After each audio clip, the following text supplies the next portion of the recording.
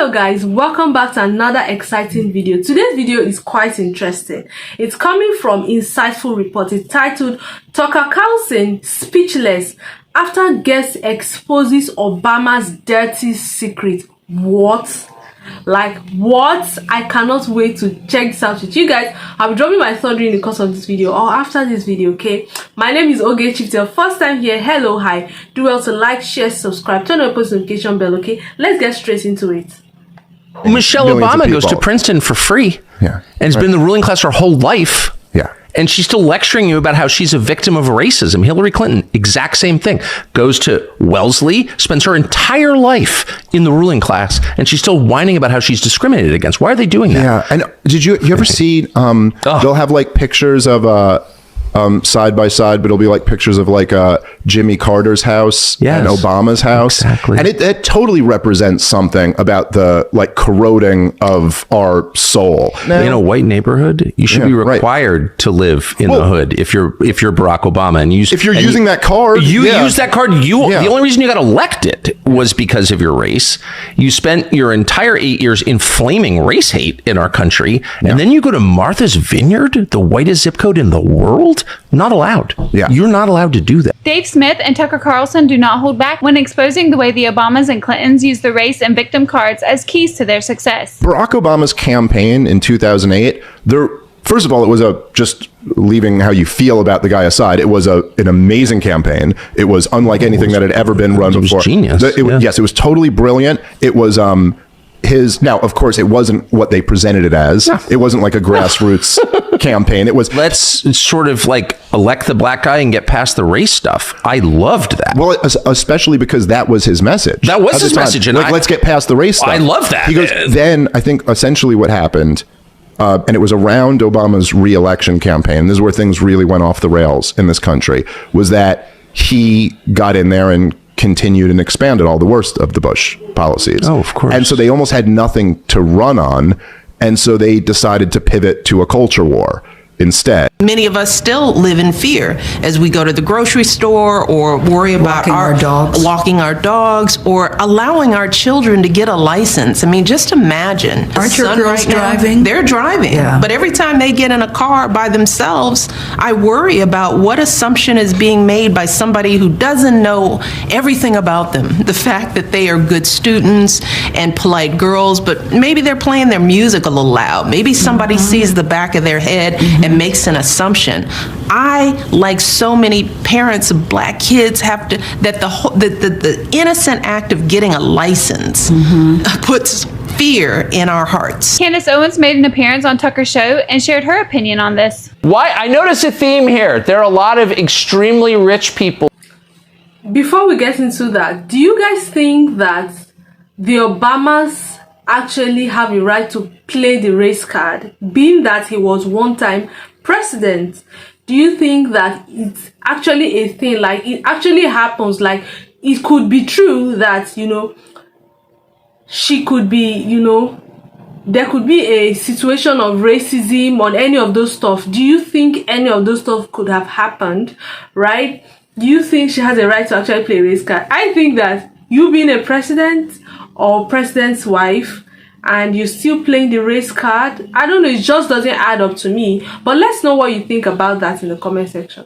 Who are deeply miserable and desperate to have you believe they're victims. What is that? Yeah, it's great. I mean, LeBron James living in Bel Air, he's a victim. Meghan Markle went downgraded from billionaire to multimillionaire. She's a victim. They want you to know that they're all victims. It's because they're trying to distract us. The truth is that they view us as peasants. They're trying to make it seem like, hey, when the peasants turn against us because they're actually robbing all of them, we don't want them to look at us. We want to make them think that we're one of us. They're not one of us. They're nothing like us. They don't live like us. She has nothing that goes on in her life that is similar to the average American, yet she keeps trying to use her skin color and her complexion as a way to make people believe that she's suffering, and she's absolutely not suffering. And everyone should be aware that if you're watching this and you think that LeBron... Exactly. I feel like it's just a way of distraction. If you're an elite, like if you're in the ruling class and you are still playing the race card, like it doesn't even make sense, right? It's just a way of distracting other people. You can't be in the ruling class and still be complaining of racism.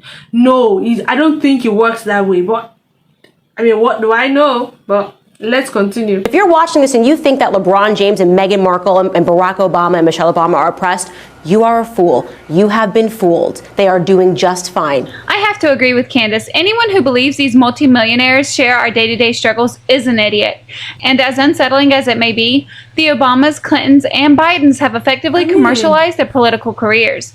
They've gotten away with using identity politics to exploit and manipulate unity among certain demographic groups, while at the same time capitalizing from their so-called relatable experiences. Because this strategy is very lucrative. Not only does it enhance their public image, but it also opens doors to unlimited profitable opportunities, such as book deals, personal branding ventures, and high-paying speaking events.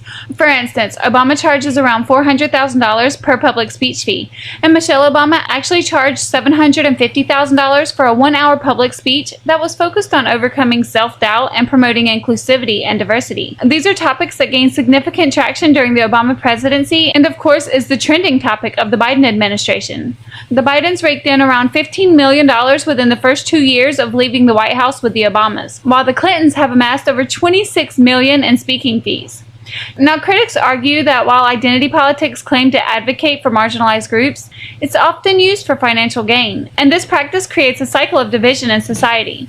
But I'd love to know what you guys think of this in the comments below. And if you enjoyed this video, give it a like. Your support really helps the channel grow, and I truly appreciate it. Thanks for watching.